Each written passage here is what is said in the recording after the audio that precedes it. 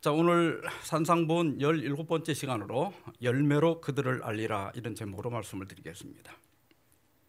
마태복음 7장 15절로 20절 좀 길지만 제가 읽겠습니다. 거짓 선지자들을 삼가라. 양의 옷을 입고 너희에게 나오나 속에는 노략질하는 일이라. 그들의 열매로 그들을 알지니 가시나무에서 포도를 또는 엉겅퀴에서 무화과를 따겠느냐. 이와 같이 좋은 나무마다 아름다운 열매를 맺고 못된 나무가 나쁜 열매를 맺나니 좋은 나무가 나쁜 열매를 맺을 수 없고 못된 나무가 아름다운 열매를 맺을 수 없느니라. 아름다운 열매를 맺지 아니하는 나무마다 찍혀 불에 던져지느니라.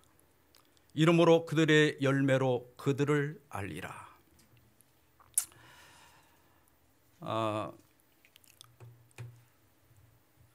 성경에 보면 예레미야 선지자 아시죠? 그 예레미야 선지자가 여호야김 때부터 이렇게 시세를 딱 보니까 이게 바벨론 시대가 오는 거예요. 물론 이제 하나님께로부터 계시를 받았죠. 그래서 왕한테 가서 바벨론을 섬겨라. 애굽에 기대지 마라. 여러 번 얘기하고 또 우리가 바벨론에 70년 동안 포로가 될 것을 예언을 했습니다. 그런데 말을 안 듣는 거예요. 이 애굽에 대한 미래를 못 버리는 거예요. 그래서 결국 여호야김 때 605년에 느부갓네살이 와서 이제 항복을 받죠. 그리고 충성을 맹세했는데 또 반역하는 거예요.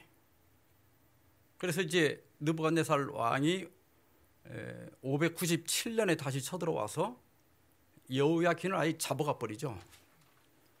근데 죽이지는 않고 나중에 좀 풀려난 것 같아요.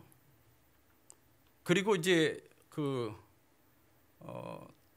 시드기야, 유대 20대 왕이죠. 시드기야를 세웠는데 그때 이제 이 유다 주변 국가들이 반바벨론 동맹을 맺어요. 그러니까 이제 시드기야가 예레미야 경고에도 불구하고 거기에 가담을 하고 바벨론을 또 반역합니다. 그래서 예레미야가 이게 목에다가 멍에를 메고 그걸 상징적으로 보여주는 거죠. 그리고 시드기야 왕한테 가서 예레미야 27장 4절에 보면 만군의 여호와 이스라엘의 하나님께서 이와 같이 말씀하시되 하나님의 말씀을 전하는 거예요. 그러면서 12절에 왕과 백성은 바벨론 왕의 멍에를 목에 메고 그와 그의 백성을 섬기소서. 그리하면 사실이라. 우리가 사는 길은 바벨론 멍에를 메는 것이다. 굴복해라. 바벨론에 정하지 마라. 이렇게 간곡하게 얘기를 했어요. 그런데 이 하나냐라고 하는 사람은 이 사람은 제사장 가문인데 세습 선지자입니다. 근데 그 하나냐가 뭐라고 하는가 하면 똑같이 하나님 말씀으로 얘기해요. 예레미야 28장 2절 3절에 보면 만군의 여호와 이스라엘의 하나님이 이같이 일러 말씀하시기를 내가 바벨론의 왕의 멍에를 꺾었느니라. 내가 바벨론의 왕 느부갓네살이 이곳에서 빼앗아 바벨론으로 옮겨간 여호와의 성전 모든 기구를 2년 안에 다시 이곳으로 되돌려 오리라. 자, 둘 다 선지자예요. 근데 예레미야는 바벨론에 70년 동안 굴복할 수밖에 없다는 거예요. 근데 하나냐는 뭐라 그래요? 지금 반바벨론 동맹이 맺어져 있는데 우리가 2년 내에 바벨론을 물리치고 뺏긴 것까지 다시 되돌려 올 수 있다. 누구 말이 듣기가 좋아요? 하나냐 말이 훨씬 듣기가 좋죠. 그래서 특별히 이제 이 하나냐가 그 예레미야의 목에 있는 멍에를 뺏어 가지고 여기 그림에서 보는 것처럼 아주 박살을 내면서 이와 같이 우리가 바벨론의 멍에를 벗게 될 것이다. 막 시각적 축과까지 막 뛰어나지 않습니까? 시드기야 결국은 하나냐 말을 듣고 바벨론을 배신해요.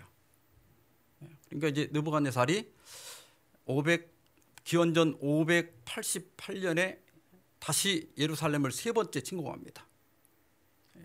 그런데 1년 6개월 동안 정말 치열하게 저항을 했지만 결국은 예루살렘이 완전히 정복돼 가지고 뭐 성도 다 파괴되고 성전도 다 파괴되고, 그래서 느부갓네살이 아예 반역의 씨를 말리기 위해서 일반 서민들만 놔두고 귀족층은 전부 바벨론으로 잡아갑니다.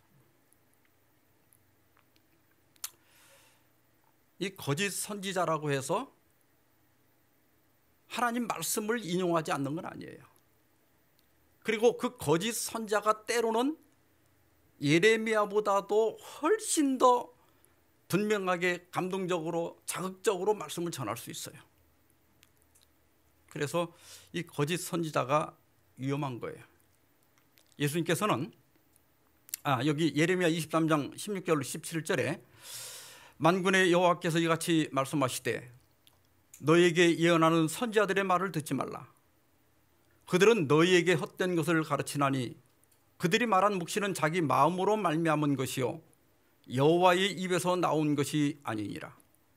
항상 그들이 나를 멸시하는 자에게 이르기를 너희가 평안하리라 여호와의 말씀이니라 하며, 또 자기 마음에 완악한 대로 행하는 모든 사람에게 이르기를 재앙이 너희에게 임하지 아니하리라 하였느니라. 이 거짓 선지자들의 특징 중에 하나가 도덕을 초월한 낙관주의입니다.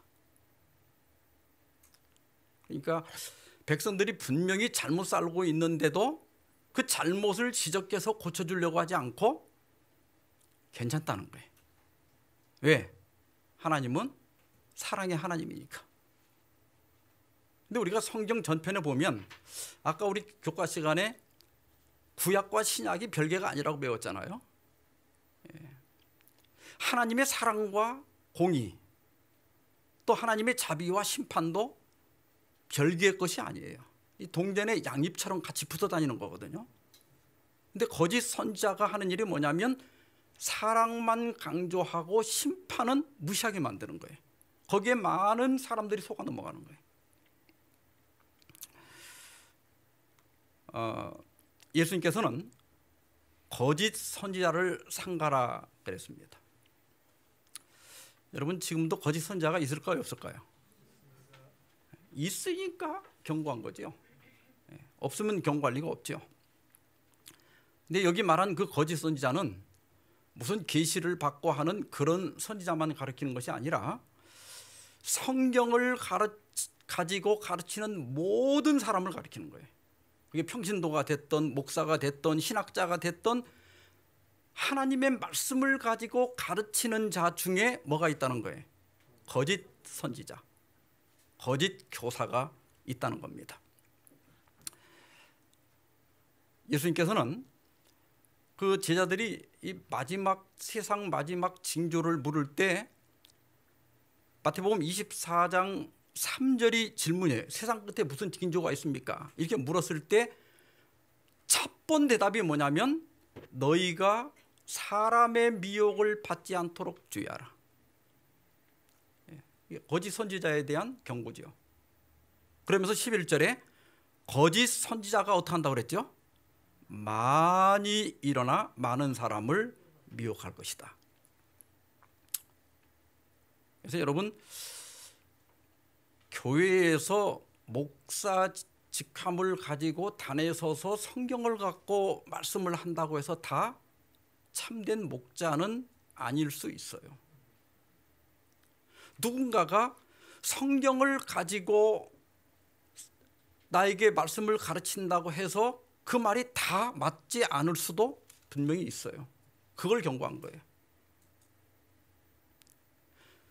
신학교에서 신학 교수라고 해서 그분이 유튜브에 나와서 어떤 말을 한다고 해서 그게 정말 성경 그대로 말하는 것인지 우리가 조심해 봐야 된다는 거예요.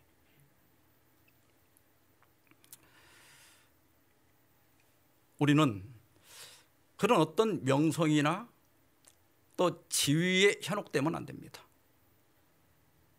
되게 차라리 예수님께서 지난번에 말씀하신 개나 돼지는 좀 역겹기는 하지만은 위험하지는 않아요.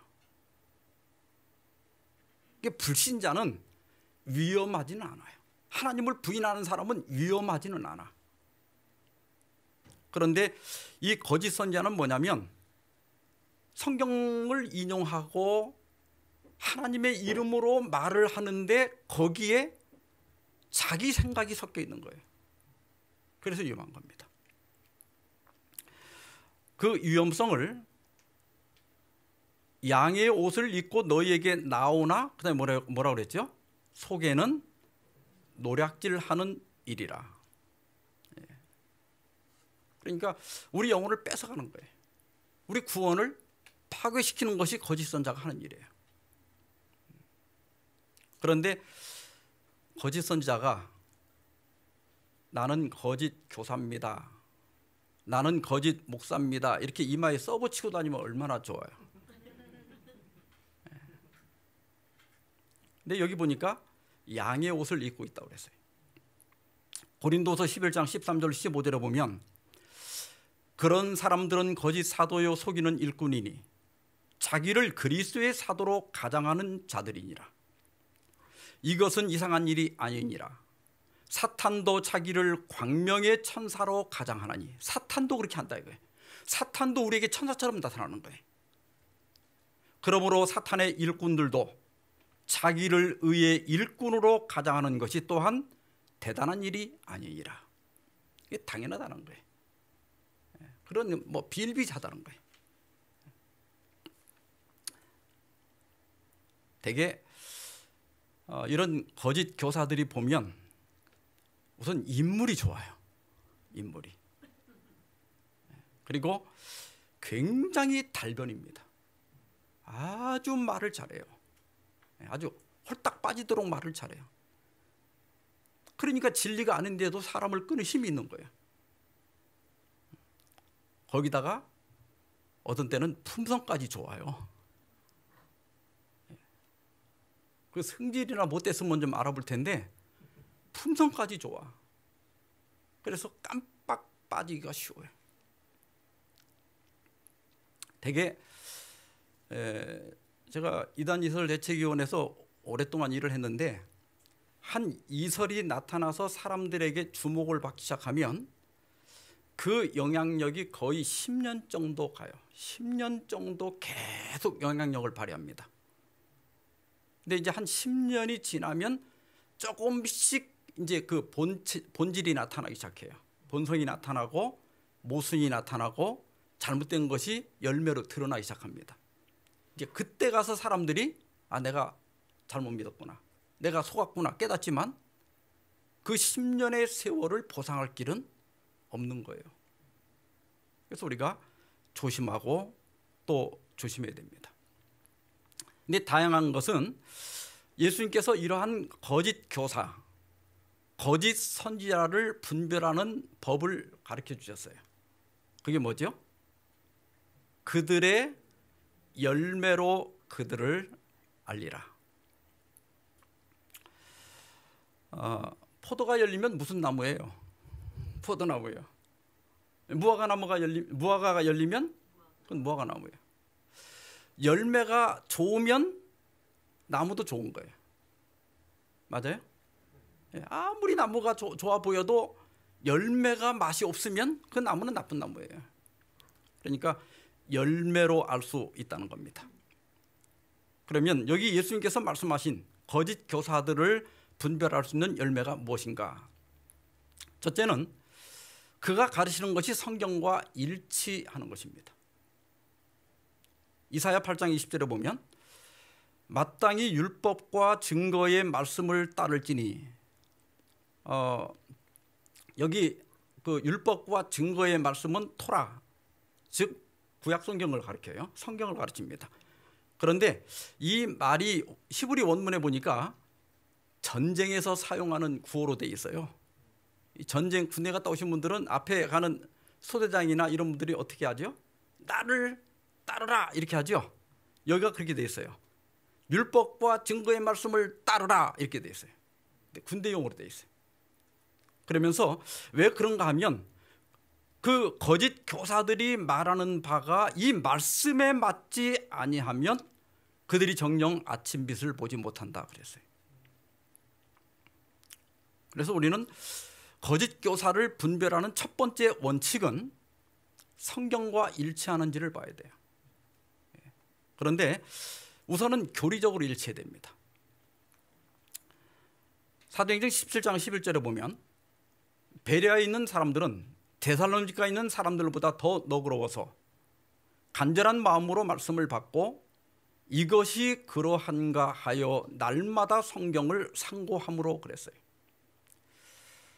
바울이 데살로니가에 가서 전도했을 때 뭐 거의 헬라인들이나 또 귀족들 이런 분들이 상당수가 이제 이 복음을 받아들였는데, 이걸 보고 이제 거기 있는 유대인들이 시기가 나가지고 이제 그 불량배들을 동원해 갖고 막 전도회를 방해를 하고, 또 그 읍장에게 고발을 해서, 지금 우리로 말하면 뭐 경찰 정도 되겠죠.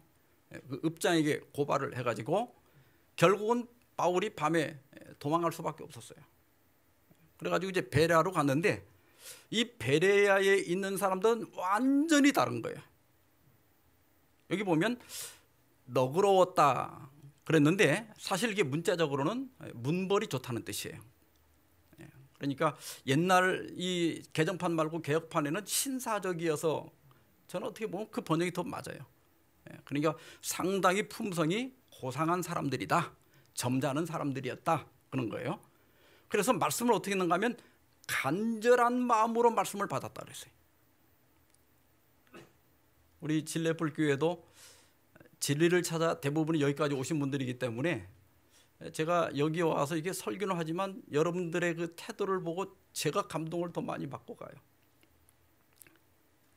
요양병원에 가서 집회를 하면 제가 참 은혜를 많이 받는데, 그분들은 이렇게 지푸라기라도 하나 잡으려고 하기 때문에 얼마나 간절하게 말씀을 받는지 몰라요. 우리가 말씀을 대하는 태도가 그래야 돼.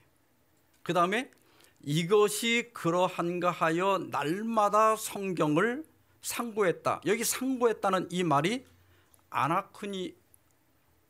아나크니로라고 되어 있어요. 아나크니로. 근데 사실 이게 법률 용어예요. 그러니까 이렇게 그 법에서 이게 죄가 있나 없나를 면밀히 조사한다는 뜻이에요. 요한복음 5장 39절에 예수님께서 너희가 성경에서 영생을 얻는 줄 생각하고 성경을 상고하거니와, 거기도 상고라고 돼 있죠. 근데 거기 나오는 단어는 에류나오예요. 에류나오. 이 말은 말 그대로 그냥 연구한다는 뜻이에요. 그러니까 데살로니가 베레아 교인들은 성경을 연구하는 정도가 아니라 어떻게 했다는 거예요? 이것이 그러한가 하여 면밀히 조사했다는 거예요. 왜냐하면 성경을 가지고 성경 말씀을 전하지만은 성경과 안 맞을 수 있기 때문에, 거짓 선지자들이 있기 때문에 베레아 교인들은 조사를 했다는 거예요.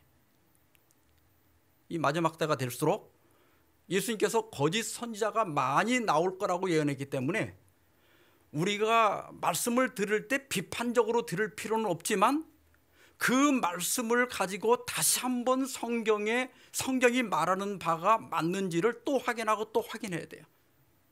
그래서 여러분들이 여기까지 오신 거예요. 그렇게 안 했으면 여기까지 못 오죠.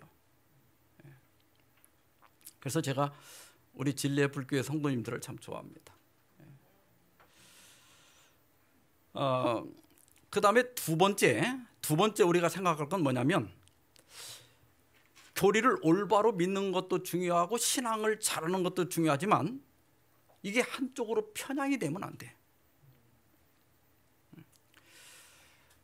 사도행전 20장 29절 30절에 보면 사도 바울이 두 부류를 경고했는데, 하나는 밖에서 들어온 사나운 이리, 밖에서 교회 안에 들어온 사나운 이리가 있다고 했고, 이건 제가 조금 뒤에 말씀드릴 거예요. 또 하나는 여러분들 중에서도 제자를 끌어 자기를 따르게 하려고 어그러진 말을 하는 사람들이 일어날 줄을 내가 아노라 그랬어요. 밖에서 양들을 잡아먹으려고 들어온 사람들이 있고 사나운 이리가 있고, 교회 안에서도 자기를 따르게 하려고 어그러진 말을 하는 사람들이 있을 것이다. 근데 여기 어그러진이라고 하는 말이 원문에 디아스토레포인데 이게 비틀다, 왜곡하다, 혼란하게 하다 그런 뜻이에요. 분명히 성경을 읽고 설명을 하긴 하는데 성경이 원래 말하는 그게 아니에요. 이게 비틀은 거예요. 그걸 왜곡을 시켜서 이상하게 믿게 만드는 거예요. 이게 바로 거짓 교사들이 하는 말입니다.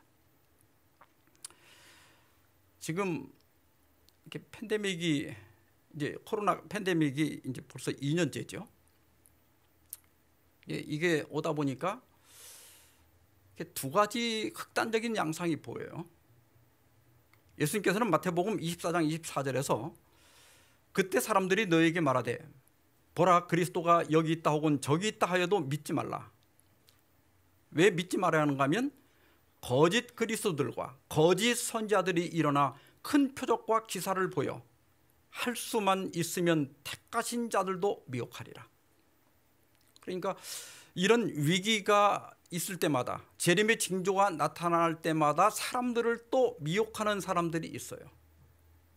이 두 가지 극단이 있는데 하나는 너무 앞에 달려가게 만드는 거고 또 하나는 그걸 무시하게 만드는 거예요. 많은 분들이 저한테 전화를 계속 와요. 목사님, 이거 세상 다 된 것 같은데 뭐 해야 됩니까? 어떤 분은 또 막 시골에다 지금 땅을 사려고 한다고 그러고 어디다 또 집을 사야 된다고 그러고 또 어디는 또 우리나라에서 어디로 들어가야 된다고 그러고 이거 가야 됩니까? 제가 하도 질문을 많이 받아가지고 재림마을에 코로나19와 징조 분별법이라고 하는 제목으로 설교를 올려놨어요. 필요하신 분들은 거기서 좀 한번 들어보시기 바랍니다. 그 중에 일부를 좀 소개해드리면 티핑 포인트란 말이 있습니다. 균형을 깨트리는 점이란 뜻인데 이제 어떤 변화가 예를 들어서 이제 이 말세의 징조가 뭐 기근도 있고 뭐 지진도 있고 전염병도 있고 천연계 이상도 있고 여러 가지 말씀하셨잖아요. 이것들이 이렇게 미세하게 나타났다 없어졌다 나타났다 없어졌다 이렇게 하고 있어요. 지금 계속. 그런데 이것이 어떤 시점에서 어떤 사건을 계기로 급속도로 변화를 가져오는 거예요. 이게 이제 티핑 포인트예요. 그래서 우리가 징조를 볼 때 뭐 지금 코로나보다 옛날에 뭐 홍콩 독감이나 이런 것들은 사람이 더 많이 죽었어요. 지금 에이즈로 죽은 것만 하더라도 한 3,600만 명이가 돼요. 그런데 우리가 그런 징조를 나타날 때마다 지금이 움직일 때인가? 이게 대부분이 이걸 잘 판단을 못하기 때문에 두려워하고 혼란을 겪는 거예요. 근데 그 판단은 이게 티핑 포인트가 왔는가를 보는 거예요. 예수님께서 말씀하신 예 중에 하나가 그 예루살렘이 포위되는 거예요. 마태복음 24장 15절 16절에 보면 예수님께서 다니엘서 9장 27절을 인용하시면서 멸망에 가증한 것이 거룩한 곳에 선 것을 보거든 그때 유대에 있는 자들은 산으로 도망하라고 그랬어요. 근데 여기 멸망에 가증한 것이 거룩한 곳에 선 것을 보거든 마태는 이걸 이 유대인이니까 이걸 잘 알고 있으니까 그냥 이렇게 읽는 자는 깨달을진 자고 넘어갔어요. 근데 누가는 이방인이잖아요. 근데 누가는 그걸 해석을 했어요. 누가복음 21장 20절에 보면 너희가 예루살렘이 군대들에게 애워싸이는 것을 보거든 그 멸망이 가까운 줄 알라. 그래서 67년에 그 예루살렘이 포위됐을 때 기독교인들이 성 바깥으로 도망가려고 했는데 도망갈 수가 없잖아요. 포위가 됐는데 어떻게 도망가요? 근데 68년에 갑자기 베스파니안이 포위를 풀고 퇴각을 합니다. 그때는 이유를 몰랐어요. 그때 기독교인들은 즉시로 예수님의 말씀을 기억하고 예루살렘을 빠져나와서 그 요단강 저 갈릴리에서 이렇게 남쪽으로 내려가면 요단강 동편에 벨라라는 데가 있어요. 그리로 피신했어요.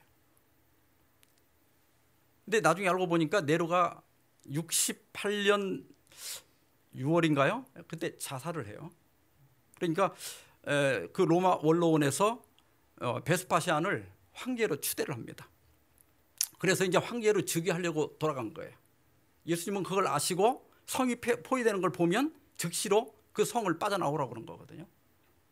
그리고 이제 베스파시안이 나중에 자기 아들 티투스를 보내갖고 70년에 또 다시 포위해가지고 결국 함락이 되고 유대인들이 110만 명, 이제 요세푸스 기록에 의하면 또 포로가 9만 7천 명, 이게 110만 명이 죽임을 당하고 9만 7천 명이 포로가 되었는데 기독교인들은 한 명도 죽지 않았습니다.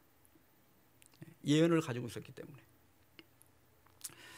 예수님께서는 이 재림의 가장 결정적인 징조를 데살로니가후서 2장 3절 4절에 사도 바울이 얘기했죠. 누가 어떻게 하여도 너희가 미혹되지 말라. 어떤 일이 일어나도 먼저는 배교하는 일이 있고 저 불법의 사람 곧 멸망의 아들이 나타나기 전에는 그날이 이르지 아니하리. 이게 재림의 가장 중요한 징조, 우리가 움직여야 할 징조는 뭐예요? 티핑 포인트는 배교하는 일이에요. 근데 우리가 요한계시록 13장에 보면 여기 자세히 설명은 못하겠지만 두 짐승이 나타나는데 바다에서 올라온 짐승은 교황권을 상징해요. 13장 3절에 그 머리 하나가 상하여 죽게 된 것 같더니 죽게 됐던 상처가 나음에 온 땅이 놀랍게 여겨 짐승을 따랐다고 그랬는데 우리가 아는 대로 1798년에 프랑스 혁명군에 의해서 교황권이 거의 죽게 됩니다. 그러다가 1929년 라테란 조약에 의해서 다시 부활하게 되죠. 그리고 땅에서 올라온 짐승은 미국을 상징하는데 그 짐승이 하는 일이 뭐냐면 미국이 하는 일이 뭐냐면 칼에 상하였다가 살아난 짐승 즉 교황권을 위해서 우상을 만들라. 그리고 그가 모든 자들에게 그 오른손이나 이마에 뭐를 해요? 표를 받게 합니다. 여기 짐승의 우상은 배교한 개신교예요. 그러니까 이 배교한 개신교가 교황 로마가 만든 일요일 준수를 법으로 강제하는 거예요. 이게 짐승의 표예요. 그래서 교증은 5권 464페이지 보면 로마 군대에 의한 예루살렘의 포위가 유대의 그리스도인들에게 도망하라는 신호가 되었던 것처럼 법왕권의 안식일을 강요하는 법령, 즉 일요 법령을 통한 우리나라에서의 권력 장악은 우리에게 하나의 경고가 될 것이다. 그 다음에 뭐라고 그랬죠? 그때는 일요 법령이 선포되면 그때는 즉각 대도시를 떠나고, 우리가 대도시를 떠날 때가 언제예요? 일요 법령이 선포될 때예요. 또 산간 한적한 곳에서 궁벽한 거처들을 마련하기 위하여 더 작은 도시들을 떠나갈 준비를 할 때이다. 그러니까 중소도시는 그때 준비를 하면 돼요. 그러면 우리가 이런 전염병이나 지진이나 종말의 징조를 볼 때 그 종말의 징조가 이를 시험용 쪽으로 발전할 수 있는 티핑 포인트가 나타난지를 봐야 돼요. 그게 뭐냐면 이 마지막에 이런 상황에서 미국 의회가 수정조항 1조의 신앙의 자유를 제한할 수 없도록 규정이 되어 있는데 이로 법령을 만들 수가 없어요. 평범한 상태에서는.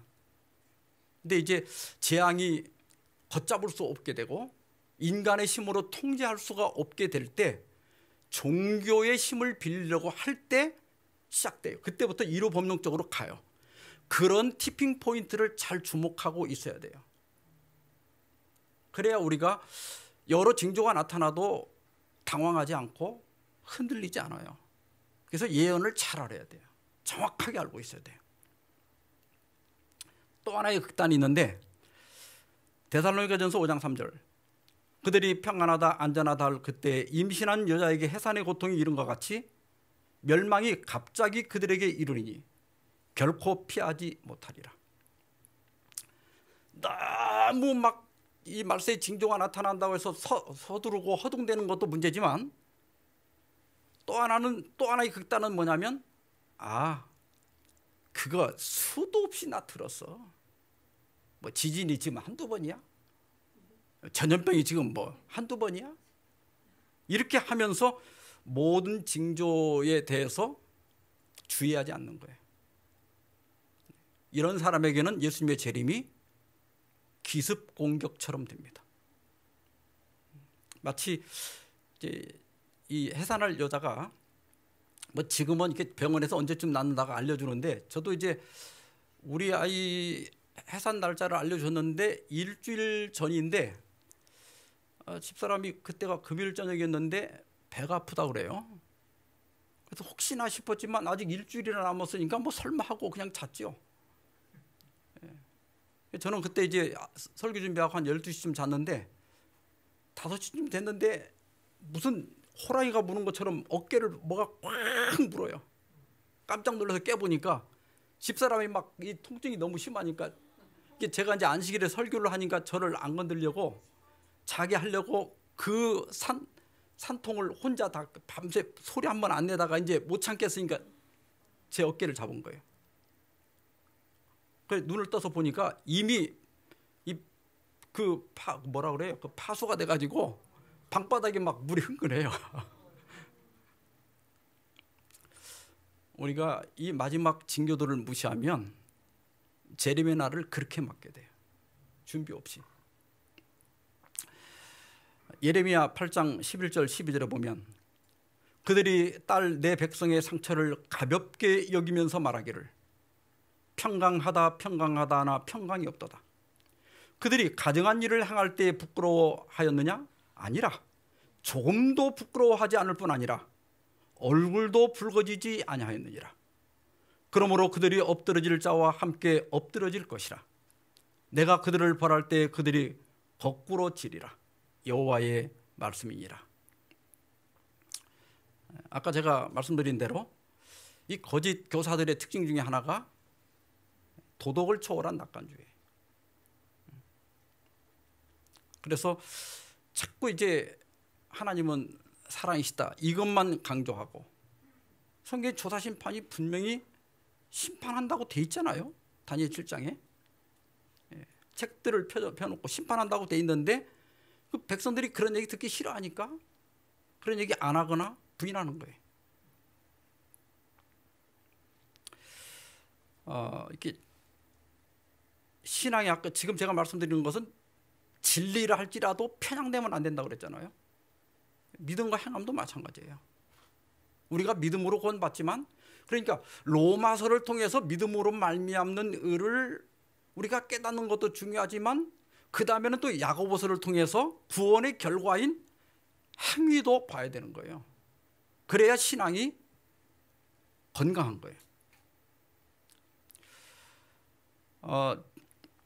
지난 그 2007년에 한국교회 대부흥 100주년 기념대회가 있었어요. 그때 오카노 목사님이 이런 설교를 했습니다. 믿기만 하면 구원받는다고 하면 모두가 아멘합니다. 믿음만 있으면 하늘의 복과 땅의 복을 받는다고 하면 할렐루야 하고 열광합니다. 그러나 행함이 따르지 않는 믿음은 거짓 믿음이요 구원도 확신할 수 없다고 하면 얼굴이 금방 굳어져 버립니다. 말씀대로 살지 못하는 죄를 지적하거나 책망하면 예배 분위기가 금방 싸늘해져 버립니다.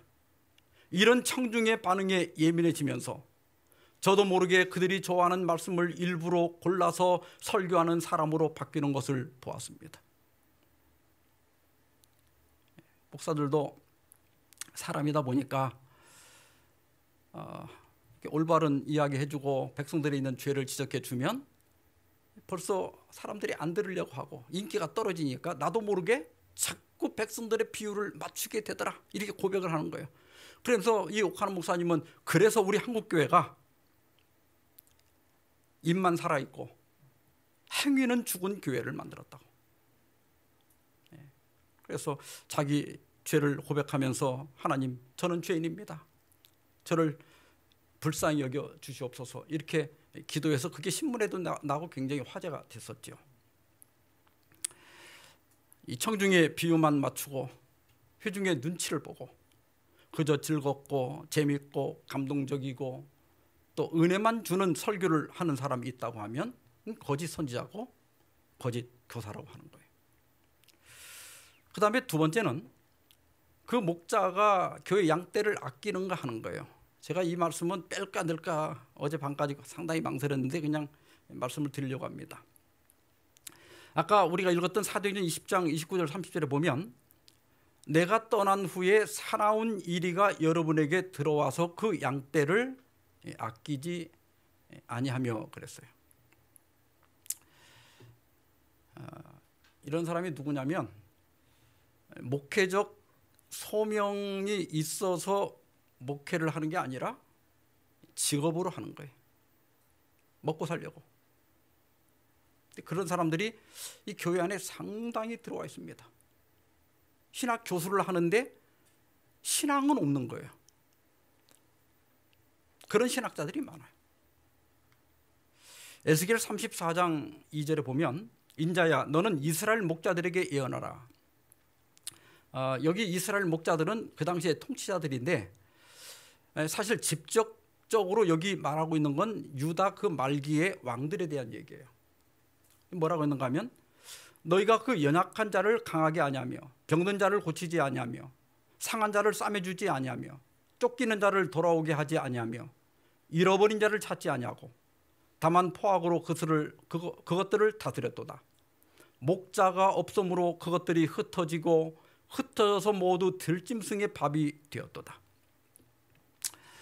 저는 이 말씀을 우리 목사들에게도 적용하고 저에게도 적용하고 또 우리 교회 장로님들 또 집사님들 또 모든 재직들에게도 적용을 해야 된다고 생각을 합니다. 사실 목자가 없어서 흩어진 게 아니에요. 목자는 있는데 목자 노릇을 안 하는 거예요. 그래서 우리가 직분을 맡았다면 그 직분에 충실할 필요가 있어요. 예수님께서는 요한복음 10장 11절 12절에서 나는 선한 목자라 선한 목자는 양들을 위하여 목숨을 버리거니와 싹구는 목자가 아니요 양도 제 양이 아니라 이리가 오는 것을 보면 양을 버리고 달아나니 이리가 양을 물어가고 또 해치느니라 그랬습니다. 저는 우리 주님이 나의 선한 목자가 되심을 참 감사합니다. 사람은 때때로 나를 버리고 나를 소홀히 할지라도 우리에게는 영원한 목자가 있습니다. 제가 나면서부터 지금까지 살아온 저의 삶을 돌아보면 예수님이 제 곁을 떠난 적이 없어요. 어려울 때 그 당시에는 내가 혼자 있는 것 같고 예수님이 없는 것 같았지만 시간이 지나고 돌아보면 거기 예수님이 항상 계셨어요. 그런 선한 목자이신 예수님을 늘 의지하면서 우리가 소망 중에 예수님을 기다리다가 우리 주님의 재림을 맞게 되시길 바랍니다. 세 번째로 가르침이 좋은 품성을 이루는가, 이게 거짓 선지자와 참 선지자를 구분하는 기준입니다. 누가복음 6장 44절 45절은 아까 우리가 읽었던 오늘 본문과 평행절이에요. 여기는 똑같이 나무는 각각 그 열매로 아나니 가시나무에서 무화과를 또는 찔레에서 포도나무를 따지 못하느니라 이렇게 한 다음에 선한 사람은 마음에 쌓은 선에서 선을 내고 악한 자는 이 쌓은 악에서 악을 내나니 이는 마음에 가득한 것을 입으로 말함이라 그랬습니다. 그러니까 선한 목자와 거짓 목자 또 참된 신자와 거짓 신자를 구별하는 방법 중에 하나는 그들이 교회를 다님으로 만들어지는 품성의 열매입니다. 우리가 진짜 진리를 제대로 믿고 있다면 틀림없이 품성이 예수님을 닮아야 돼. 오늘 부족할지라도 내일은 조금 더 예수님을 닮고 다음 달엔 더 닮고 내년엔 더 닮아야 돼요. 근데 교회를 20, 30년 다녀도 처음이나 뭐 별 차이가 없거나 오히려 어떤 사람은 또 더 나빠지는 사람도 있어요. 우리가 신앙을 잘못 배운 거죠. 존 스토트는 우리가 어떤 교사 안에서 그리스도의 온유함과 자비, 그분의 사랑, 인내, 인자함, 선하심, 절제를 볼 때마다 우리는 그가 거짓 교사가 아니라 참된 교사라고 믿을 이유가 된다. 다른 한편 이런 자질들이 없을 때 그들이 사기꾼이 아닌지 의심해 보아야 한다 그랬어요. 여기 존 스토트 목사님이 얘기한 것들이 성령의 9가지 열매들이죠. 제가 지난번 조본문 설교할 때도 잠깐 말씀드렸지만 제가 성령의 9가지 열매를 공부하고 나서 얻은 결론은 더 줄여보니까 3가지예요. 내 자신에게는 평안한 것이 성령의 열매고 예수님 잘 믿는 거예요. 예수님께서 평안을 너희에게 끼치노니 곧 나의 평안을 너희에게 주노라. 그러면서 너희는 마음에 근심하지도 말고 두려워하지도 말라. 우리 교리가 옳다면, 우리가 진리를 믿는다면, 말씀대로 산다면 갈수록 평안해지는 걸 잘 믿는 거예요. 자꾸 근심하고 자꾸 두려워하는 게 아니라 마음에 강 같은 평화가 물론 깨질 때도 있지만 또 금방 평상심을 되찾고 평안을 유지하는 거예요. 이게 예수님 잘 믿는 거예요. 2번째, 이웃과는 화목하게 지내는 거예요. 로마서 12장 18절에 할 수 있거든 너희로서는 모든 사람과 더불어 화목하라 그랬어요. 그래서 부부간이 됐던 또 성도들 간이 됐던 또 직장에서 동료가 됐던 웬만하면 화내지 말고 웬만하면 싸우지 말아야 돼. 예수님 잘 믿는 건 안식일을 잘 지키는 것도 잘 믿는 거지만 더 중요한 건 뭐냐면 안 싸워야 돼요. 화목하게 지내. 손해보고 살아요. 조금 억울하고 분해도 그냥 넘어가요. 괜찮아. 지나고 보면 다 아무렇지도 않아요. 나이 들어 보면 다 아무것도 아니야. 그래서 막 이렇게 고민하는 사람들 보면 저는 속으로 그런 생각 들어요. 참 정력도 좋다. 무슨 시비 있어갖고 저렇게 신경을 많이 쓰나. 요즘 분들이 보면 너무 과잉 반응하고 너무 예민하고 너무 못 참아요. 그냥 대충 살아요. 안 싸우는 게 제일 좋은 거예요. 그 다음에 하나님께는 충성하는 겁니다. 그래서 이렇게 언제 봐도 그 사람은 그 자리에 그대로 있어야 돼. 이렇게 흔들려 쌓고 또 삐져갖고 또 안 나오고 그러지 말고 이게 여기 충성이라고 하는 건 신뢰거든요.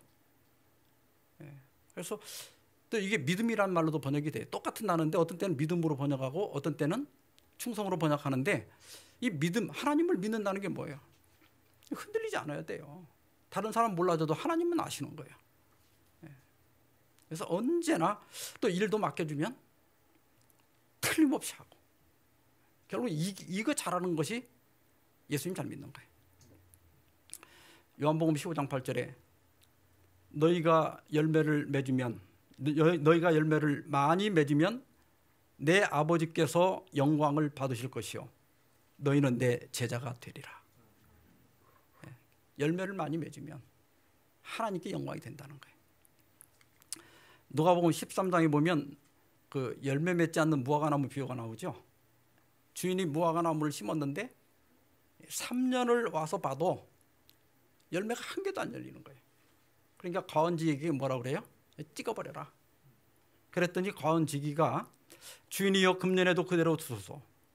내가 두릅하고 거름을 줄이니 이후에 만일 열매가 열면 좋거니와 그렇지 않으면 찍어버리소서 하였다 하시니라. 근데 이 말씀에는 결론이 없어요. 결론은 누구에게 달린 거예요?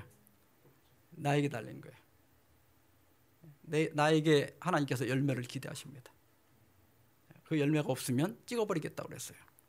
그래서 그것은 품성의 열매예요. 제가 여러 번 말씀드리지만 우리가 교회 다니는 이유는 예수님을 닮는 거예요. 창조주의 형상을 회복하는 거예요. 그게 우리의 목표예요. 뭐 예언을 공부하든 무슨 뭐 선교 사업을 하든 자선 사업을 하든 기도를 하든 그 모든 게 다 뭐 하려고 하는 거예요. 물론 사람도 구원하려고 하지만 내 자신의 품성을 변화시켜서 창조될 때의 그 형상, 하나님의 형상을 회복하기 위한 겁니다. 자, 말씀을 마치면서 여기 거짓 선지자가 범많은 때에 가장 중요한 포인트를 다시 한번 말씀드리면 각 시대 대쟁투 593, 594페이지입니다. 성경의 진리로 그 마음을 견고히 한 자들 밖에는 최후의 대쟁투를 견딜 자가 없다. 예수님이 40일 금식하셨을 때 사탄이 와서 시험했죠. 사탄이 여기다 나 사탄 이게 쓰고 왔을까요? 천사로 가장하고 온 거예요. 근데 예수님이 어떻게 분별했죠? 이 사탄도 성경을 인용해서 예수님을 요구했죠. 그때 예수님께서 항상 뭘로 했어요? 기록되었으되. 말씀으로 그 사탄이 성경을 인용했지만 저 성경을 잘못 인용했다는 것을 말씀으로 반박하신 거예요. 그래서 우리가 거짓 교사들에게 속지 않는 비결은 베레아 교인들처럼 과연 이것이 그러한가 하여 늘 말씀을 살펴봐야 되고, 제가 이게 설교 준비할 때도 이거 시브리어 원문, 헬라어 원문 또 보고 주석을 또 보고 예언시를 또 보고 이렇게 하는 이유는 성경 그대로 전달하려고 하는 거예요. 모쪼록 거짓 교사가 범람하는 이 마지막 시대에 열매를 통하여 거짓 교사를 분별하고 우리가 진리 가운데 굳건히 서서 승리하는 저와 여러분 되길 바라면서 말씀 마치겠습니다.